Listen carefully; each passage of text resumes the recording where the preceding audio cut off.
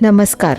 तर आज आपण निघालो आहोत कोकणाच्या एका अशा सफरीवर जिथे निळाशार समुद्र आणि थरारक डोंगररांगा तुमची वाट पाहत आहेत. शहराच्या गजबजीपासून दूर आणि या हिरवळीतून मार्ग काढत आपण पोहोचलो आहोत वेंगुर्ला बाजारपेठेमध्ये. सकाळची वेळ असल्या कारणाने रस्त्यावर रहदारी कमी होती.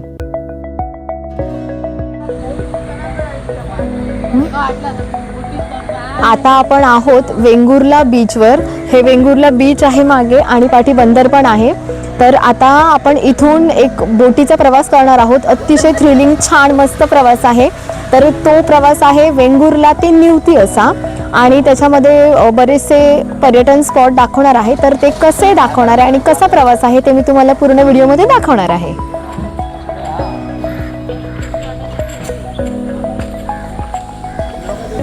इलो काय तो. आता आपण आलो आहोत या अथांग महासागराजवळ आणि त्याला लागूनच असलेली ही खाडी. अगदी छान फोटोजेनिक अशी ही प्लेस. आता आमचा बोटीचा प्रवास सुरू होणार होता. त्यासाठी आम्ही खाली उतरून तयार राहिलो. नक्की यातली आमची बोट कोणती याचा विचार करत उभे होतो. तर हा आहे वेंगुर्ल्यातील मिनी सीलिंग म्हणजेच लोकली ओळखला जाणारा झुलता पूल.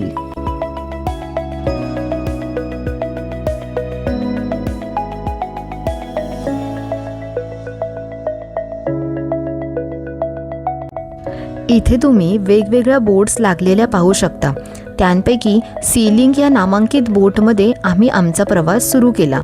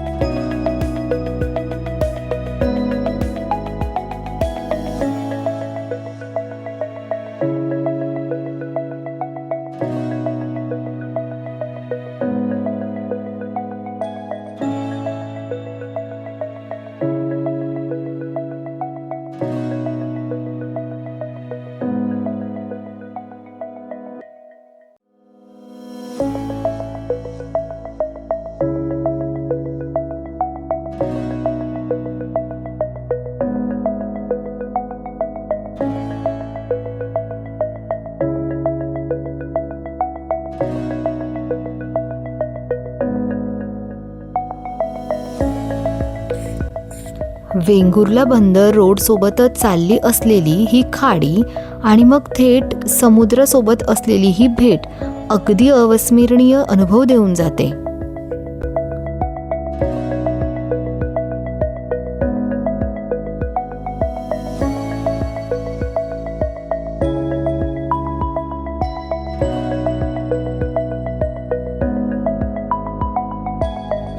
ह्या बोटचा रोरो आवाज आणि या समुद्राच्या लाटांचा आवाज, एक विलक्षण शांतता सोबतच निसर्गाला जवळून पाहण्याचा अनुभव खरंच खूप छान आणि आनंददायक वाटतो.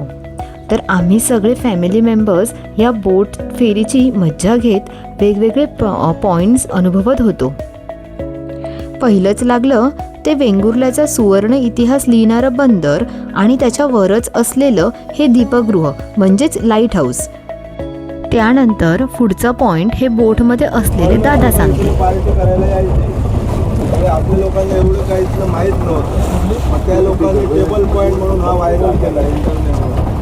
मग तो आपल्या लोकांच्या लक्षात आला की इकडे टेबल पॉईंट मराठीत आम्ही टपला पॉईंट टाकायचं. त्यावर काय आहे त्याच्यावरती केवढ्याची झाडं व्हाईट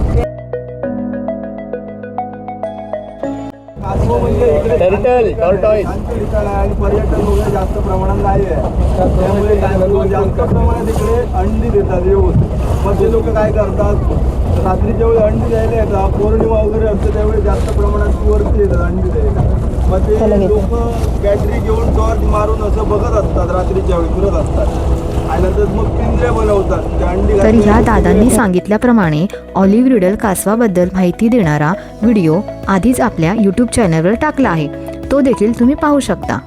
आमचा बोटीचा प्रवास चालू आहे आणि फार मजा येते. जशी बोट हलती आहे ना तसं एकदम वरखाली होत आहे, त्याच्यामुळे फार मजा येते. तुम्ही पण एकदा तरी हा अनुभव घ्यायला हवा. तर आता आपण पोहोचलो आहोत या प्रवासाच्या मुख्य आकर्षण म्हणजेच निवतीच्या लाईट हाऊसकडे. तारकर्ली, निवती, हे बघा हे निवती गाव. तिकडे त्यांचा भोगवा आलं, त्याच्या पुढे देवबाग आलं, त्यानंतर देवबाग नंतर मालवण, तारकर्ली.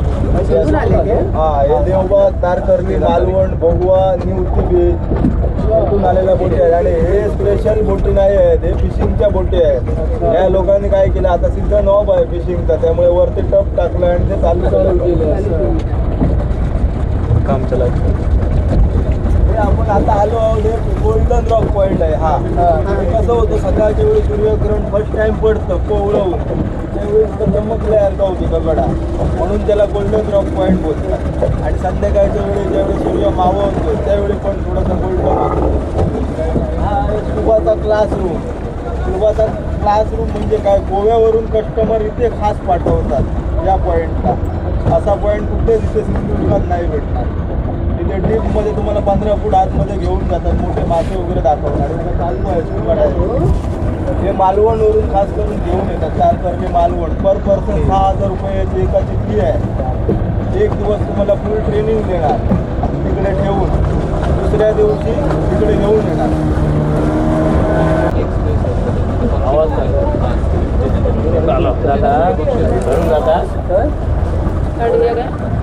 तिथेच लावायची, बाजूला लावायची. थांब जरा 2 मिनिटं थांब. तुम्हाला व्हाईट कलरचे खामकाला दिसते ते कोरल आहे. म्हणजे तुम्ही ज्यावेळी हॉटेलमध्ये डिश मागतात बघा, कालवं, म्हणजे कालवं आहे.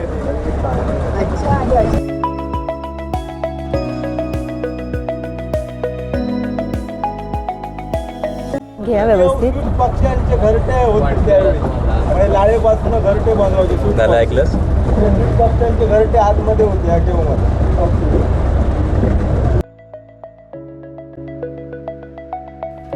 तसंच ही ह्या डोंगरांच्या आत लपलेली गुहा देखील पाहायला मिळाली, जिथे जाणं जास्तच कठीण असल्याने आम्ही मागे फिरलो आणि या आजूबाजूला असलेल्या छोट्या माशांनाही बाय केलं.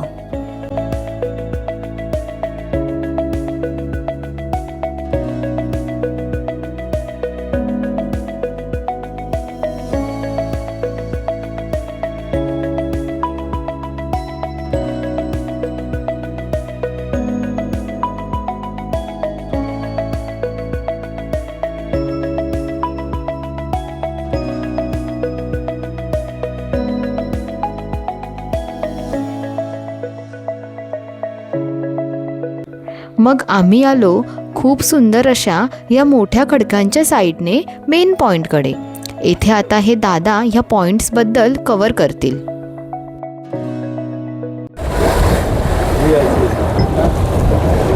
अरे बापरे,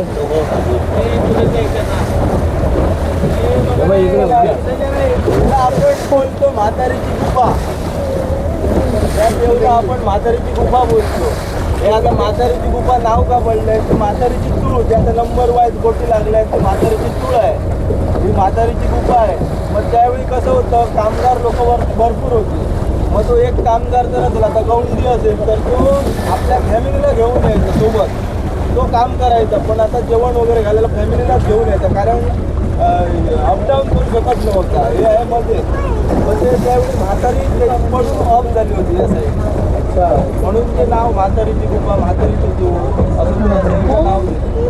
IT उपकरणं इथे घेऊन आले होते, पण ते सक्सेस झालं नाही. मग त्यांनी डोकं काय चालवलं, त्यामध्ये लाकडं टाकायची आतमध्ये आणि मशाल वगैरे दाखवायची, म्हणजे आग दाखवायची. बाहेरून जहाज हे जात होती, हे मध्येच आयलंड आहे, ॲक्सिडेंट वगैरे होणार म्हणून त्याचा सिग्नल म्हणून ते आग पेटवून दाखवायचं मशाल. म्हणून त्याला त्यावेळी बर्न आयलाइट असं नाव पडलं. याला बर्न आयलाइट.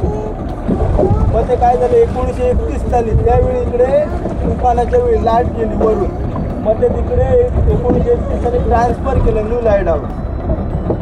तर त्यावेळी ब्रिटिशकालीन त्यावेळी ते मला वाटतं जॉन हाऊसलँड असं ते निरीक्षक होते मोठे, त्यांनी ते तिकडे ट्रान्सफर केलं 1931 साली. लाईट ते तिकडे पायऱ्या आहेत, स्टेप्स आहेत वरती जायला वगैरे दाखवणार.